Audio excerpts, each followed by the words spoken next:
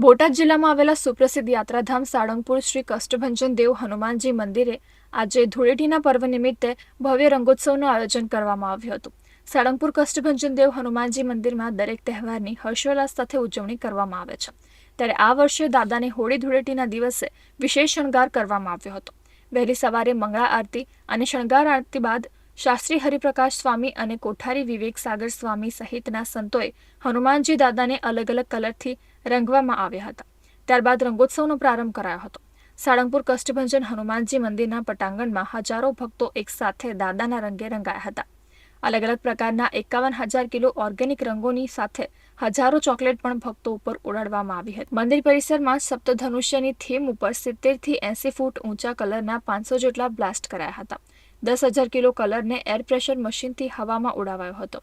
જ્યારે 500 થી વધુ નાસિક ઢોલના તાલે ભક્તોએ ધૂમ મચાવી હતી. ભક્તો હોળી રમ્યા બાદ રાસની રમઝટ બોલાવીને હનુમાન દાદાના સાનિધ્યમાં ભવ્ય રંગોત્સવ ઉજવ્યો હતો. દાદાના સાનિધ્યમાં ધૂળેટી પર્વની ઉજવણી કરવાનો લાભ મળતા હરિભક્તોએ ધન્યતા અનુભવી રહ્યા છે.